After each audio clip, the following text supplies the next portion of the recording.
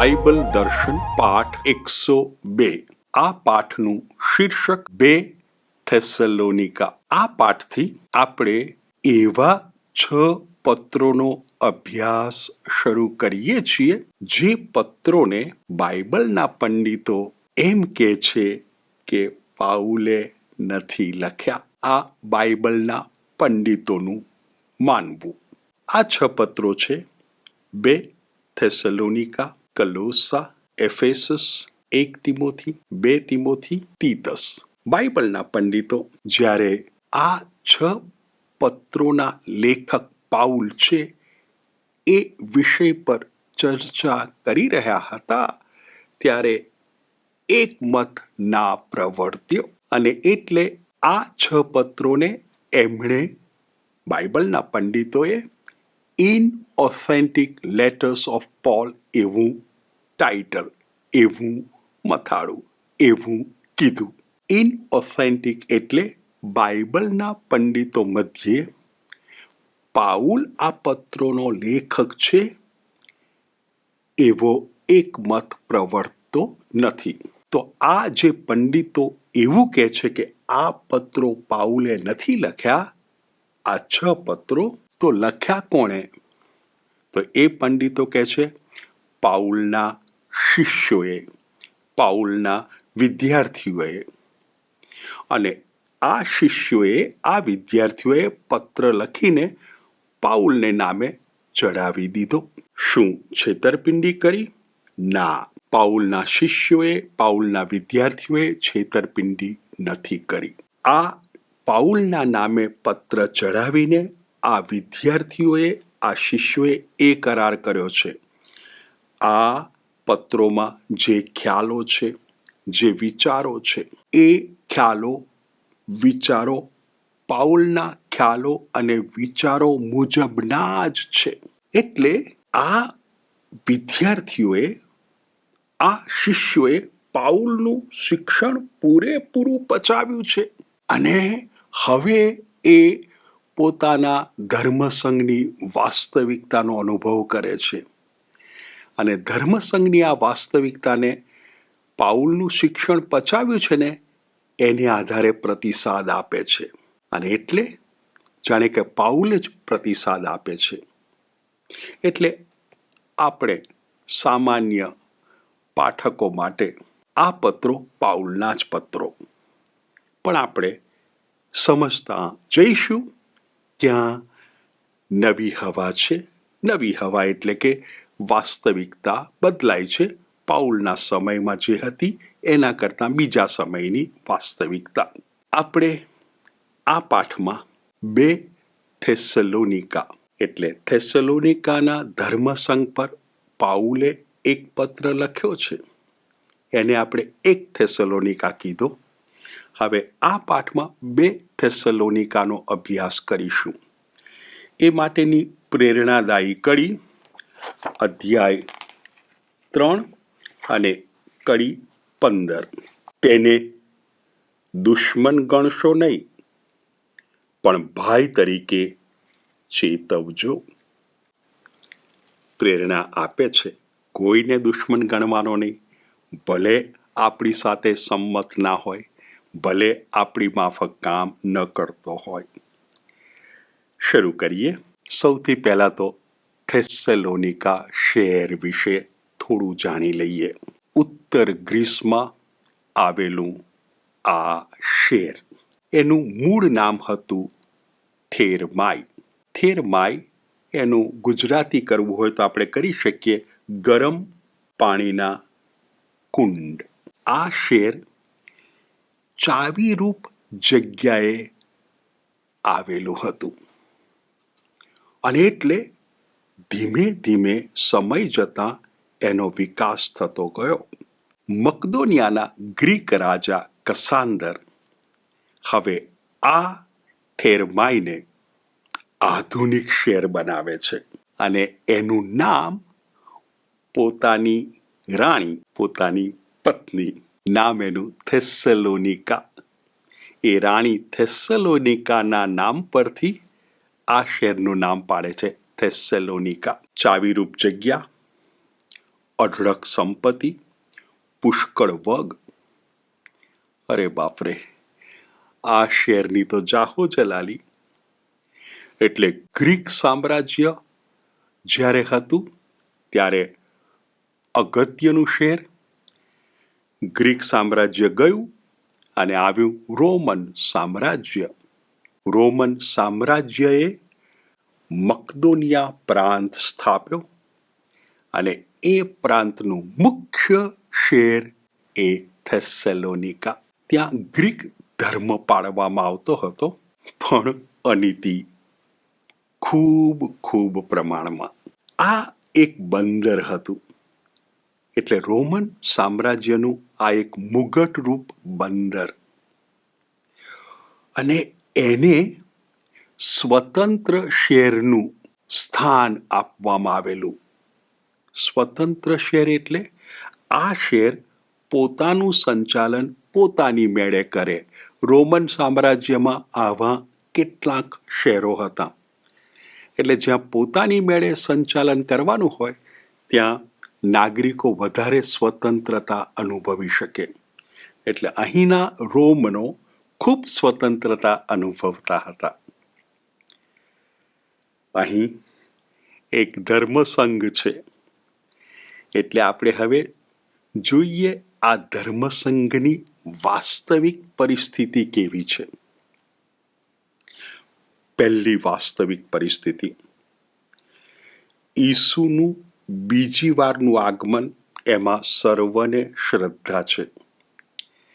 પણ આ સંઘમાં એવો એક મત ફેલાયો, એવો એક અભિપ્રાય ફેલાયો કે ઈસુનું બીજી વારનું આગમન થઈ ચૂક્યું છે.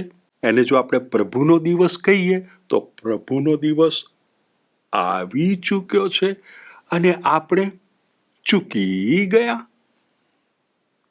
અથવા પ્રભુનો દિવસ આવવાનો છે બહુ નજીકના ભવિષ્યમાં.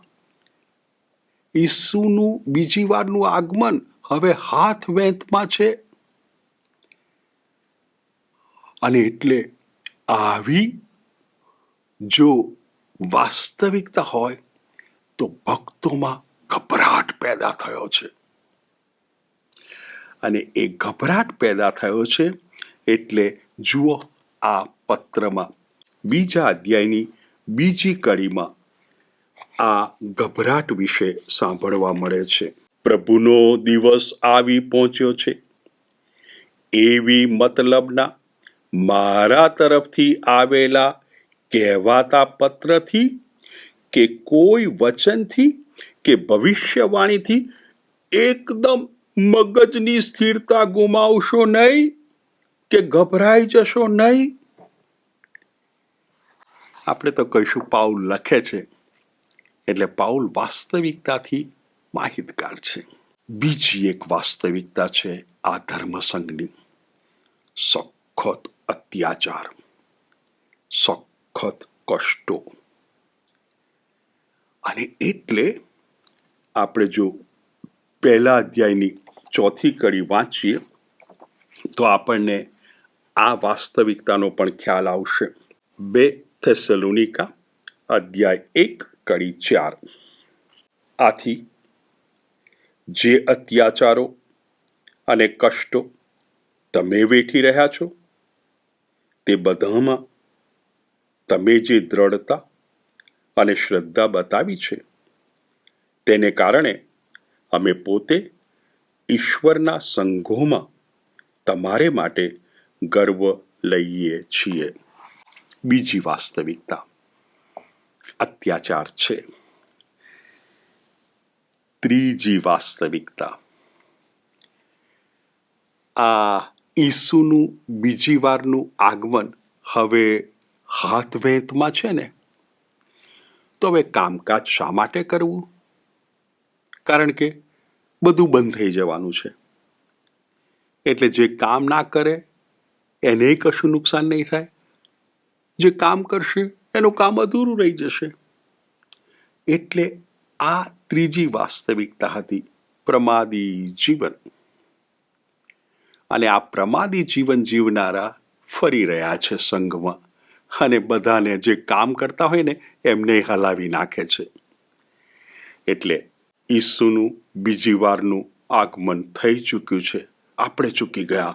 ગભરાટ, અત્યાચારો ચાલુ છે. અને ત્રીજી વાસ્તવિકતા, આ પેલા પ્રમાદી જીવન ગાળનારા સંઘના સભ્યો. એટલે આ પત્ર આપણે અગાઉ કીધું, જો એ પાઉલના શિષ્યો લખતા હોય કે પાઉલના વિદ્યાર્થીઓ લખતા હોય તો એમની સમક્ષ આ વાસ્તવિકતા છે. એમના અંતરમાં પાઉલનું શિક્ષણ છે.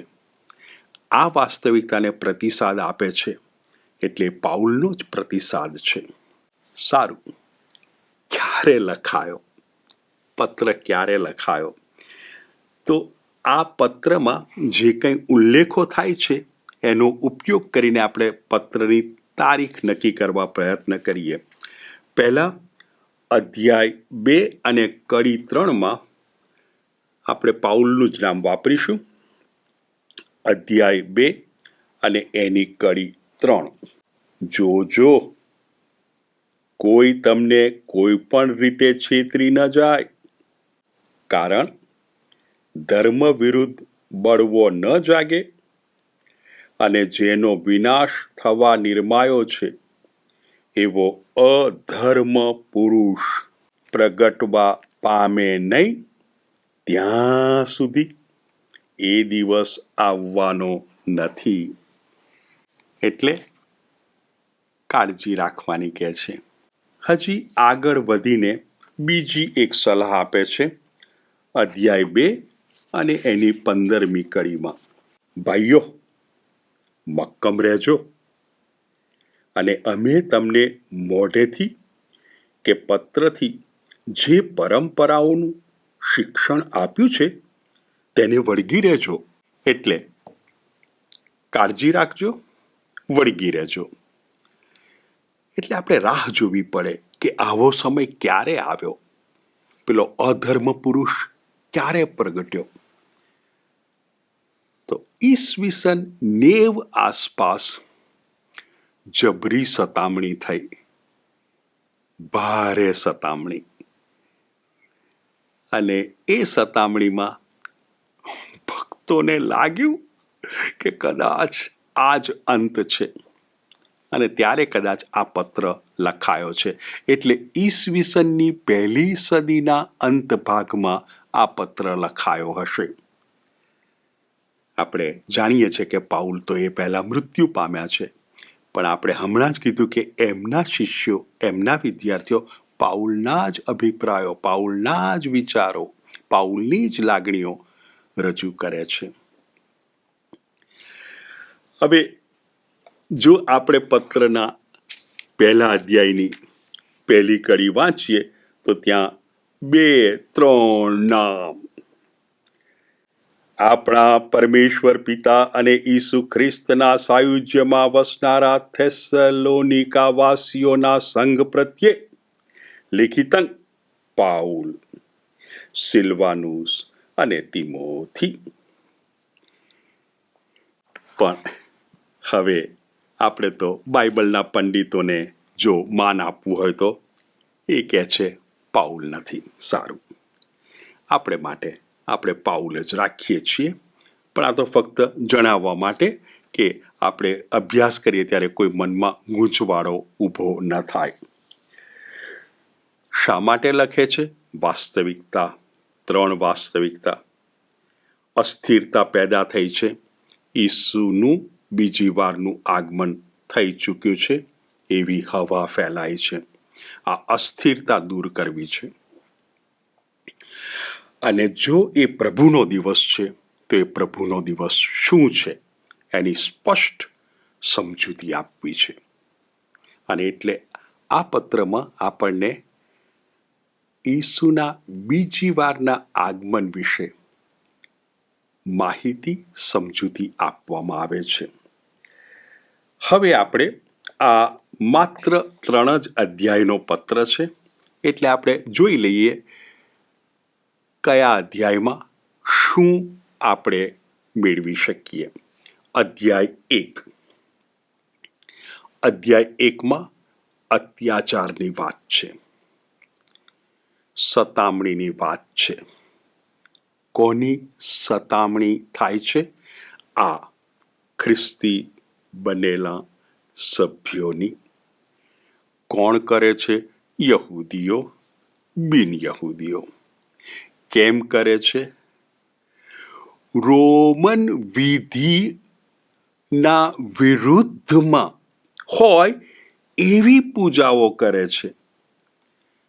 એટલે એમના ધર્મમાં એ એવી બધી રીતો અજમાવે છે કે જે રોમન વિધિઓની વિરુદ્ધમાં છે. બસ, એટલે અત્યાચાર ચાલુ. આ પહેલા અધ્યાયમાં મુદ્દો આવે છે અત્યાચારનો. હવે એ જ અધ્યાયમાં બીજો મુદ્દો રજૂ કરવામાં આવે છે. ઈશ્વર ન્યાયી છે. ઈશ્વર ન્યાયી છે માટે જે અત્યાચાર સહન કરે છે એ બધા થેસ્સલોનિકા વાસીઓ, તમે ઈશ્વરનું રાજ્ય પામશો. ઈશ્વર ન્યાયી છે કારણ તમે અત્યાચાર સહન કરો છો, પણ તમે અત્યાચાર કરનારા, તમને કષ્ટો વેઠવા પડશે. અને આપેલું બીજી વારનું આગમન એ તો બહુ મોટો વિષય છે. એટલે જ્યારે ઈસુનું બીજી વારનું આગમન થશે ત્યારે આ બધા થેસલોનિકા વાસીઓ, ધર્મસંઘના સભ્યો, કૃપા પાત્રો, ઈશ્વરનો ન્યાય અને આ બધા અત્યાચાર કરનારા શાપિતો, એટલે બે વર્ગ પડી જવાના છે. એક અત્યાચાર સહન કરનાર જે કૃપા પાત્રો, એક અત્યાચાર કરનાર જે કોપના ભોગ બનશે. પહેલો અધ્યાય. અને એટલે પાઉલ અંતે પ્રાર્થના કરે છે કે તમને થેસ્સલોનિકા ધર્મસંઘના સભ્યો, તમને ઈશ્વરે જે હાકલ કરી છે એ હાકલમાં તમે એકદમ સ્થિર રહો. પ્રાર્થના કરે છે. બીજો અધ્યાય અને બીજા અધ્યાયમાં વિષય બદલાય છે. બીજા અધ્યાયમાં કહેવામાં આવે છે કે ભાઈઓ બહેનો, તમે એવું સાંભળ્યું છે કે ઈસુનું બીજી વારનું આગમન થઈ ચૂક્યું છે અને એટલે અસ્થિરતા વ્યાપી ગઈ છે. ના, તમે જે સાંભળ્યું છે એ સાંભળેલું જ રાખજો.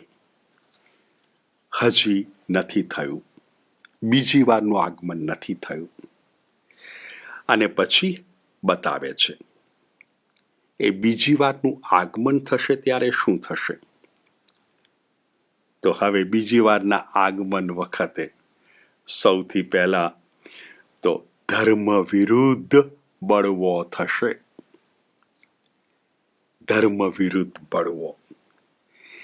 એ બળવામાં એક અધર્મ પુરુષ પેદા થશે. આ અધર્મ પુરુષ ઈશ્વરનો વિરોધ કરશે અને આ ઈશ્વરનો વિરોધ કરનાર અધર્મ પુરુષ પોતાને ઈશ્વર કરતા મોટો માનશે. આ બધું તમે અનુભવશો. ત્યારે ઈસુનું બીજી વારનું આગમન થશે. અને એ બીજી વારના આગમન વખતે ઈસુ પોતાના મુખના શ્વાસથી આ અધર્મ પુરુષનો નાશ કરશે. એટલે અધર્મ પુરુષ ઉડી જશે, નષ્ટ થઈ જશે. હવે એ બીજા અધ્યાયમાં પેલા બે વર્ગ પડી ગયા છે ને, એક અત્યાચાર સહન કરનાર થેસ્સલોનિકાના ધર્મસંઘના સભ્યો અને અત્યાચાર કરનાર. તો હવે આ અત્યાચાર કરનાર વિશે બીજા અધ્યાયમાં વાત કરે છે. આ બધા વિનાશને માર્ગે જાય છે. વિનાશને માર્ગે. જેમ પેલો અધર્મ પુરુષ નાશ પામે છે, એમ આ બધા વિનાશને માર્ગે છે. એમને ઉગારી શકાય. વિનાશને માર્ગે જતા આ બધા ઉગરી શકે એવું સત્ય જાહેર થયું છે, પણ એ સત્ય એમને નહીં મળે. બીજા અધ્યાયમાં કહે છે કે પ્રભુએ જ એમના ચિત્તને ભ્રમ કરી નાખ્યું છે. એટલે એમને કશી ખબર પડતી નથી. સત્ય જોઈ શકતા નથી, સત્ય સ્વીકારી શકતા નથી. એટલે પ્રભુએ જ એમને જાણે કે પેલો ન્યાય તોડ્યો છે, કારણ કે પહેલા અધ્યાયમાં ઈશ્વરના ન્યાયની વાત છે. હવે આ જે અત્યાચાર સહન કરે છે એ સભ્યોનું શું? એ તો બધા કૃપા પામવાના છે, કારણ કે એમણે સહન કર્યું છે અને હવે એ પ્રભુના દિવસે એ બધાનો ઉદ્ધાર થશે. એમનું કલ્યાણ. આ વિનાશ. અને ત્યાં બીજો અધ્યાય પૂરો થાય ત્યારે ફરીથી પ્રાર્થના કરે છે કે તમને આશીષ આપું છું ધર્મસંઘના સભ્યો, કે પ્રભુ ઈસુ તમને શક્તિ આપે અને તમે દ્રઢ રહો. હવે આવે છે ત્રીજો અને છેલ્લો અધ્યાય, પેલી વાસ્તવિકતા. ઈસુનું બીજી વારનું આગમન હાથ વેંતમાં છે. એટલે હવે કેટલાક ભક્તો, કેટલાક સભ્યો પ્રમાદી જીવન ગાળે છે. એટલે હવે થેસલોનિકા ધર્મસંઘના સભ્યોને સલાહ આપવામાં આવે છે. પ્રમાદી જીવન ગાળતા હોય ને, એમનાથી અળગા રહેજો. એમની સાથે વ્યવહાર ન રાખતા. તમે વ્યવહાર નહીં રાખો તો એ શરમાશે.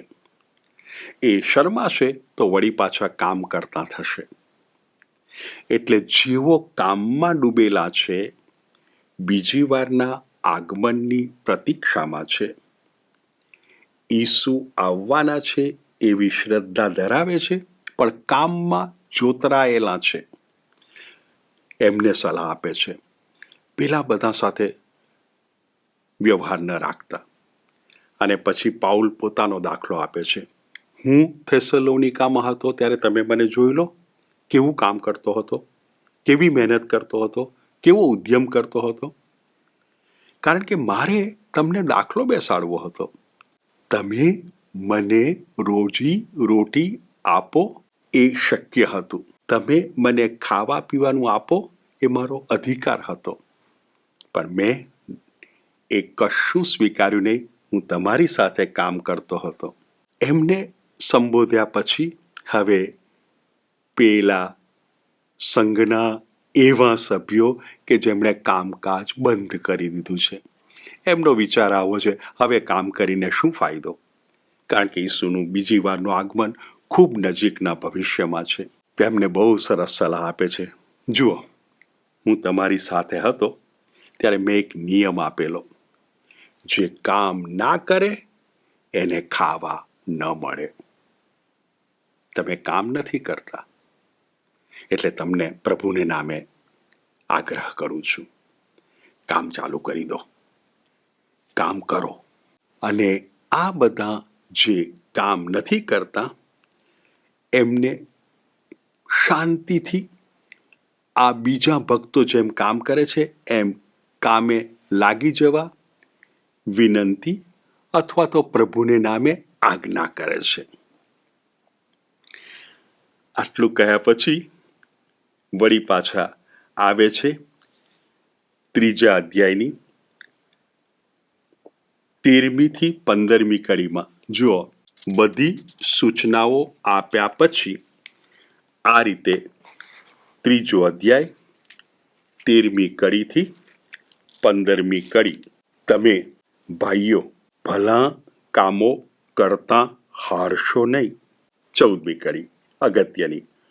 જો કોઈ આ પત્રમાં અમે આપેલી સૂચનાનો અમલ ન કરે તો તેને ધ્યાનમાં રાખજો અને તેની સાથે વ્યવહાર રાખશો નહીં, જેથી તે શરમાય. એને શરમમાં નાખવા માટે કે જેથી એ હવે કામ કરતો થાય, એ બેન કામ કરતી થાય. અને વળી પાછું પેલું પ્રેરક વચન, તેને દુશ્મન ગણશો નહીં પણ ભાઈ તરીકે ચેતવજો. આટલું કહીને આ ધર્મસંઘમાં જે 3 વાસ્તવિકતા છે એને પ્રતિસાદ આપવામાં આવે છે. વાસ્તવિકતા 1, ઈસુનું બીજી વારનું આગમન થઈ ચૂક્યું છે, આપણે ચૂકી ગયા, અસ્થિરતા. પ્રતિસાદ આપ્યો. બીજી વાસ્તવિકતા, બીજી વારનું આગમન થશે ત્યારે શું, કેમનું, કેવું થશે? અધર્મ પુરુષ, તમે તો કૃપા પાત્રો, પેલા અત્યાચાર કરનારા વિનાશને માર્ગે. ત્રીજી વાસ્તવિકતા, કામ કરે છે, કામ નથી કરતા, કરો કામ. તમે એમને જરા સમજાવો, પણ જુઓ એમને દુશ્મન ના ગણતા. કેટલો પ્રેમાળ પત્ર. અને આ પત્ર પૂરો થાય છે, આપણે પેલી છેલ્લી આશીષ વાંચીએ. 3 અધ્યાય 18મી કડી. તમારા સૌ ઉપર આપણા પ્રભુ ઈસુ ખ્રિસ્તની કૃપા હો.